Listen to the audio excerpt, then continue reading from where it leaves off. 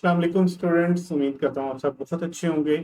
हमारा चैप्टर 2 जो है वो कंटिन्यू है।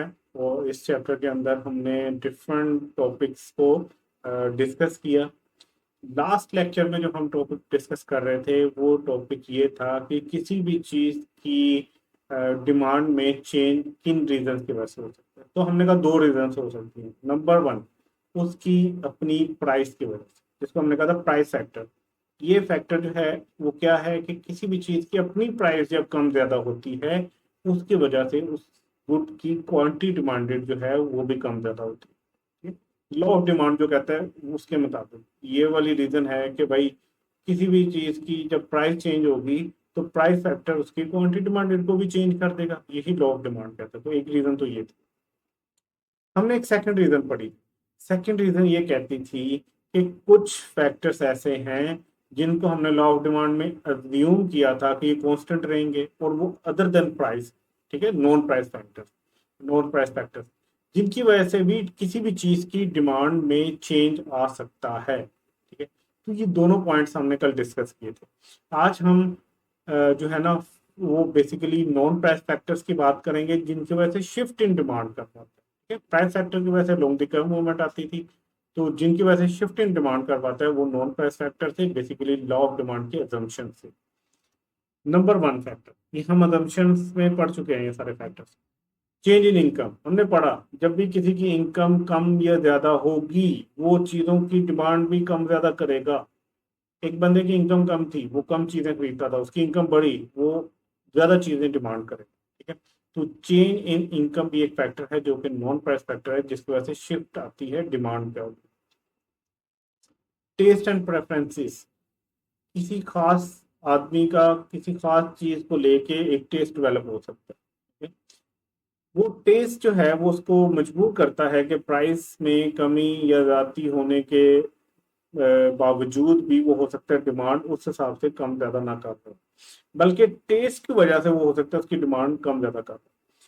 फॉर एग्जाम्पल, एक जगह पे आप गए, आपने एक दिन वहां पे खाना खाया, आपको उसका टेस्ट बहुत अच्छा लगा। नेक्स्ट डे आप वहां पे गए, इवन प्राइस वहां पे हो सकता है ज्यादा होगी हो कम होगी हो, लेकिन नेक्स्ट डे आपने 2 यूनिट्स वो खरीदे वहां से। किस वजह से खरीदे? क्योंकि आपका टेस्ट डेवलप हो चुका था या आप प्रेफर कर रहे थे उस चीज को खरीदने। तो अदर देन प्राइस, हो सकता है टेस्ट और प्रेफरेंस की वजह से भी आप किसी चीज की डिमांड बढ़ा दें या कम कर दें, जिसकी वजह से उसकी डिमांड में शिफ्ट आ सकता है। डिमांड का या तो राइटवर्ड जा सकती है या लेफ्टवर्ड जा सकती है। अच्छा, नेक्स्ट है वेदर कंडीशन। ठीक है, जैसे सर्दियों में आपने देखा होगा कोल्ड ड्रिंक्स की डिमांड कम हो जाती होगी, इवन के हालांकि वो प्राइस उतनी ही रहे या हो सकता है प्राइस सस्ती भी हो जाए स्टिल, क्योंकि वेदर की कंडीशन ऐसी है। अब आप कोल्ड ड्रिंक हो सकता है कम कर दो, तो ये भी नॉन प्राइस फैक्टर है। या टी, गर्मियों में हो सकता है टी की डिमांड कम हो जाए, सर्दियों में इसकी ज्यादा हो जाए, तो ये वेदर कंडीशंस की वजह से भी जो है ना किसी चीज की डिमांड बढ़ सकती है या कम हो सकती है। और ये जो है वेदर कंडीशंस, ये भी non price factor. Change in population size, ये भी हमने पढ़ा था। एक एरिया में 100 लोग हैं तो वो डिमांड 100 के हिसाब से कर रहे होंगे। अगर उस एरिया में ज्यादा लोग हो जाएं, 200 हो जाएं, तो प्राइस का कोई लेना देना नहीं है। वो लोग ज्यादा होने की वजह से हो सकता है उस चीज की डिमांड बढ़ जाए। ठीक है, पॉपुलेशन साइज की वजह से भी आती है। चेंज इन एडवर्टाइजमेंट, एडवर्टाइजमेंट बहुत इंपॉर्टेंट होती है, पहले भी हम डिस्कस कर चुके हैं। कुछ ऐसी प्रोडक्ट्स हैं जो 200-200 साल से आपके माइंड के साथ खेलती आ रही हैं अपनी एडवर्टाइजमेंट के साथ। ठीक है, वो हर दौर में अपने आप को ये रिप्रेजेंट करती हैं कि जो आज की जनरेशन है हम बनी ही उसके लिए। ठीक है, तो कोई अगर प्रोडक्ट है उसकी एडवर्टाइजमेंट एकदम बहुत अच्छी हो गई है तो हो सकता है उसकी डिमांड बढ़ जाए, इवन उसकी प्राइस हो सकता है ना चेंज हुई। तो एडवर्टाइजमेंट भी एक ऐसा फैक्टर है जिसकी वजह से जो है ना वो आप डिमांड में चेंज आता हुआ देख सकते हैं। ठीक है, तो एडवर्टाइजमेंट के बाद हम कहते हैं change in price of related. कुछ रिलेटेड गुड्स हैं जो हमने एजम्पशंस के वक्त भी रेड कलर में देखी, जिनको भी हमने डिटेल में नहीं पढ़ा, जिनकी अगर प्राइस में चेंज आए तो उसकी वजह से भी एक खास गुड की डिमांड में फर्क आ सकता है। देखिए यहाँ पे बच्चे कुछ कंफ्यूज होते हैं, यहाँ पे गौर कीजिए। प्राइस फैक्टर का मतलब क्या आता है? एक चीज है उसकी अपनी प्राइस की वजह से उसकी डिमांड में फर्क आना, ये नॉन प्राइस फैक्टर। लेकिन ये प्राइस किसकी है? उस चीज के अलावा किसी रिलेटेड गुड की प्राइस में चेंज आने से भी उस गुड की हो सकता है डिमांड कम ज्यादा। अब इसको समझते हैं। अब टाइम आ चुका है कि हम रिलेटेड गुड को समझें। तो रिलेटेड गुड्स बेसिकली होती क्या, ठीक है। रिलेटेड गुड्स दो तरह की हो सकती है, या तो कंप्लीमेंट्री गुड्स होंगी वो, या वो सब्स्टिट्यूट गुड्स हैं। अब हम इन दोनों को देखते हैं। कंप्लीमेंट्री गुड क्या होती है, देखें, कार और फ्यूल कंप्लीमेंट्री। कार को चलने के लिए फ्यूल की जरूरत है, इसका मतलब ये है कि कार कंप्लीमेंट्री चीज है फ्यूल के लिए, और फ्यूल कंप्लीमेंट करता है कार को, ये दोनों एक साथ यूज होते हैं, ठीक है। कार तब तक नहीं चलेगी जब तक फ्यूल उसके अंदर नहीं डाला जाएगा, और फ्यूल भी शायद ना यूज हो जब तक कार ना हो जिसके अंदर वो डाल के उसको चलाएंगे, ठीक है। तो ये एक दूसरे को कंप्लीमेंट कर रही होती हैं, एक दूसरे का साथ दे रही होती हैं, और दोनों गठे यूज हो रही होती हैं।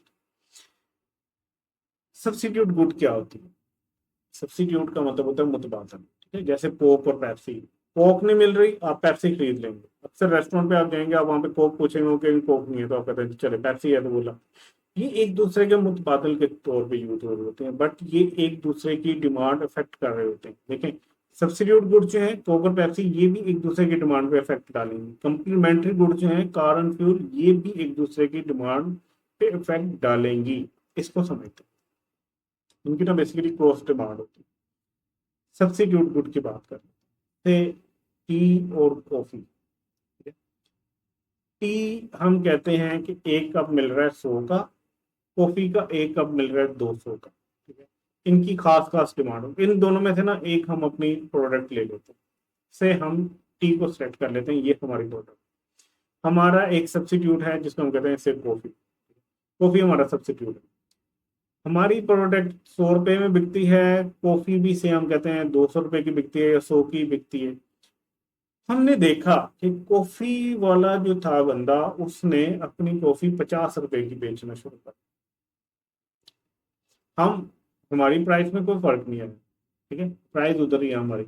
लेकिन हमारी जो एक रिलेटेड गुड है, जो कि हमारी ही प्रोडक्ट का सब्स्टिट्यूट है, उसकी प्राइस कम कर दी उसके बेचने वाले ने।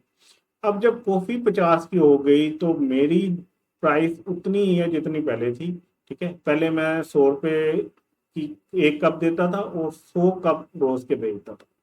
अब अगले दिन जब मैं आया, तो मुझे पता चला कि कॉफी 50 रुपए की हो गई है, तो उस पूरे दिन में मेरे पास सिर्फ हो सकता है 20 लोग आए। इसका मतलब क्या है, मैं 100 रुपए की बेच रहा हूँ, बट मेरे कप जो पहले 100 बिकते थे, आज वो सिर्फ 20 बिके हैं। क्यों 20 बिके हैं, 80 ने हो सकता है कॉफी को प्रेफर किया हो, सस्ती मिल रही थी और सब्स्टिट्यूट थी मेरी गुड का।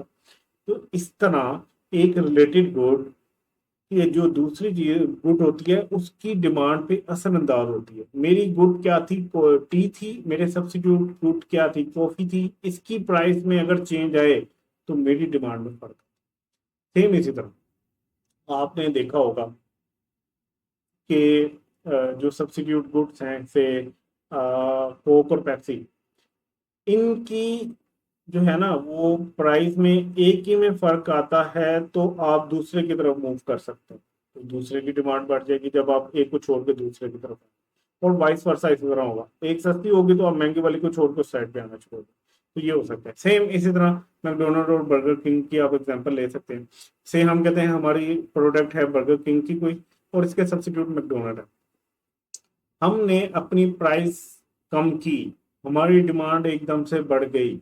उसके पीछे क्या रीजन हो सकती है कि उसके लोग भी आना शुरू हो गए। ये तो क्या था, मैंने अपनी प्राइस कम की, ये लॉ ऑफ डिमांड के मुताबिक।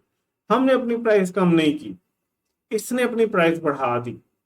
अब हमारी प्राइस उधर ही है, लेकिन नॉन प्राइस फैक्टर क्या है कि हमारे रिलेटेड गुड की प्राइस जो थी वो बढ़ गई थी, तो लोग छोड़ के हमारी तरफ आना शुरू हो गए। तो ये सब्स्टिट्यूट गुड होती है। अच्छा, अब कंप्लीमेंट्री गुड की बात करते हैं। यहाँ पे दो एग्जांपल है, ब्रेड और बटर की, ठीक है। ब्रेड और बटर की अगर हम बात करें, कंप्लीमेंट्री ये है कि ये दोनों एक साथ यूज होते हैं। तो ब्रेड और बटर में से एक प्रोडक्ट हम चूज कर लेते हैं, से हम कहते हैं कि हमारी जो है ना वो ब्रेड है, ठीक है। बटर हमारी नहीं है, बटर हमारा कोई कंप्लीमेंट्री गुड बेच रहा है, उसकी गुड है, लेकिन ये दोनों एक साथ कंज्यूम होते हैं। पता चला कि बटर जो 1000 रुपए का एक जो था ना बॉक्स था, वो अब सिर्फ 300 रुपए का बॉक्स हुआ है। इसका मतलब ये है कि लोग अब बटर खरीदना ज्यादा शुरू कर देंगे।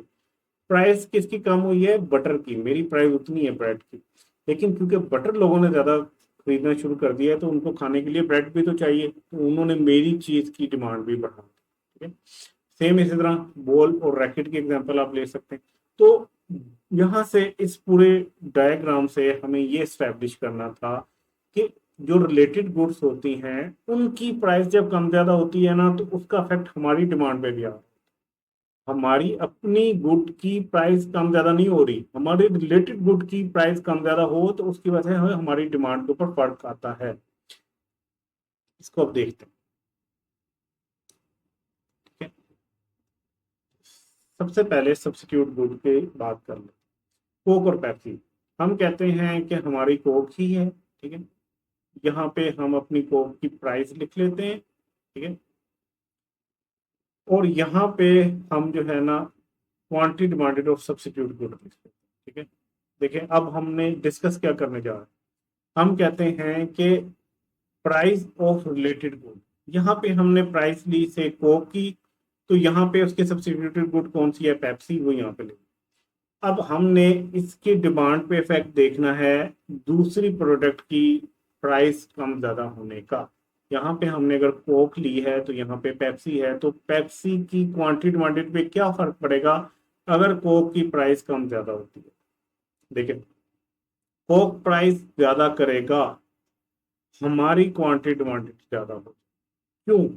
कोक ने प्राइस ज्यादा की, लॉ ऑफ डिमांड कोक के ऊपर चला, प्राइस ज्यादा होने से उसकी क्वांटिटी डिमांडेड कम होगी और वो सारी क्वांटिटी डिमांडेड उसके सब्स्टिट्यूट यानी पेप्सी के पास आना शुरू। ठीक है, कोक 100 रुपए की बिक रही थी, कोक वालों ने प्राइस बढ़ाई 120 की कर दी। कोक जो 100 रुपए में 100 बोतल्स बेच रहा था, अब उसकी बोतल 50 बिकना शुरू होगी। वो जो 50 लोग प्राइस बढ़ने की वजह से छोड़ के गए थे, वो पेप्सी लेना शुरू हो गए। इसका मतलब ये कि पेप्सी ने अपनी प्राइस नहीं बढ़ाई, लेकिन कोक के प्राइस बढ़ाने की वजह से पेप्सी की क्वांटिटी डिमांडेड बढ़ गई। तो इससे एस्टेब्लिश क्या हुआ, सब्स्टिट्यूट गुड्स के दरमियान में एक पॉजिटिव रिलेशन पाया जाता है। ये जो क्रॉस डिमांड कर्व बनाई गई है, यहाँ पे एक गुड की प्राइस लिखी गई, यहाँ पे दूसरी की क्वांटिटी डिमांडेड लिखी गई, इन दोनों में पॉजिटिव रिलेशन पाया जाता है। एक गुड की प्राइस बढ़ेगी तो उसके सब्स्टिट्यूट की क्वांटिटी डिमांडेड बढ़ेगी, एक गुड की प्राइस कम होगी उसके सब्स्टिट्यूट गुड की क्वांटिटी डिमांडेड कम हो जाएगी। अब आ जाता है कम्प्लीमेंट्री गुड। यहाँ पे हम फॉर एग्जाम्पल लिख लेते हैं कार। ठीक है, प्राइस ऑफ कार, और यहाँ पे हम लिख लेते हैं फ्यूल की क्वांटिटी डिमांडेड। ठीक है, क्योंकि उसकी कम्प्लीमेंट्री गुड है। प्राइस ऑफ कार अगर बढ़ जाए, इसका मतलब है कि लोग कार लेना छोड़ देंगे। कार लेना छोड़ देंगे तो अल्टीमेटली जो फ्यूल है उसकी डिमांड भी कम होनी शुरू होगी, क्योंकि कार्स कम होंगी। या हम फ्यूल की बात कर लेते हैं, अगर यहाँ पे फ्यूल रखें और यहाँ पे कार रखें, तो फ्यूल की प्राइस कम हो गई है, इसका मतलब यह है कि अब फ्यूल सस्ता मिल रहा है, लोग गाड़ियों की डिमांड बढ़ा देंगे।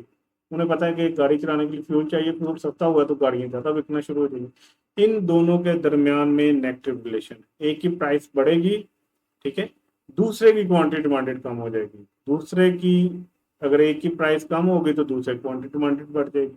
ठीक है, तो इनमें इन्वर्स रिलेशन। एक दफा दोबारा एक्सप्लेन कर देता हूँ। फ्यूल की प्राइस बढ़ गई, अब लोगों को पता है कि अगर गाड़ी खरीदी तो हमें जो है वो ज़्यादा महंगा पेट्रोल मिलेगा। फ्यूल की प्राइस बढ़ गई, लोगों ने कार की डिमांड कम कर, प्राइस बढ़ी, डिमांड कम हुई, इसका मतलब है नेगेटिव, वो वाइस वर्सा। अच्छा, अब हम जरा इनको दोनों को डिस्कस कर लेते हैं। जो सब्स्टिट्यूट गुड्स होती है ना, ये कंज्यूम हो रही होती है इंडिपेंडेंट। या तो आप एक को यूज करोगे या उसके मुतबादल को यूज करोगे, या तो आप पेप्सी लोगे या कोक लोगे। ऐसा नहीं है कि पेप्सी पीने के लिए कोक भी जरूरी है, ये एक दूसरे के सब्स्टिट्यूट पे यूज हो, सब्स्टिट्यूट के तौर पे यूज हो रही होती है, इंडिपेंडेंटली यूज हो रही होती है। ठीक है, एक दूसरे के ऊपर डिपेंडेंट नहीं होती। जबकि जो कम्प्लीमेंट्री गुड्स हैं ये हमेशा इकट्ठी यूज होती है, कार और फ्यूल एक साथ यूज हो रही है। ठीक है, तो ये कम्प्लीमेंट्री गुड्स, इनकी कंपेटिटिव डिमांड होती है, या तो एक की डिमांड होगी, या तो कोक की डिमांड होगी, या पेप्सी की डिमांड होगी। ठीक है, जबकि इनकी ज्वाइंट डिमांड, जैसे ब्रेड और बटर अगर आप लेने जाएं, जैम और ब्रेड लेने जाएं, तो एक साथ उनकी डिमांड हो रही होती है, क्योंकि दोनों ने एक साथ कंज्यूम।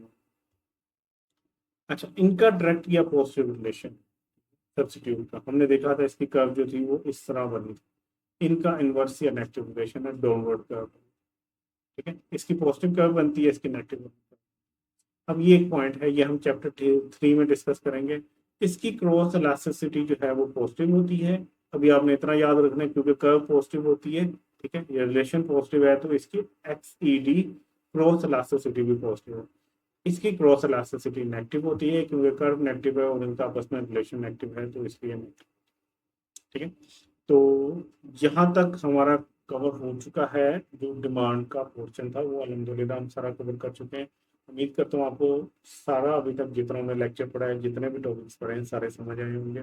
इनको काइंडली रिवाइज करते रहिएगा और अपने नोट्स बनाते रहिएगा। अपना ख्याल रखिएगा, इंशाल्लाह मिलते हैं नेक्स्ट वीडियो। अल्लाह हाफिज़।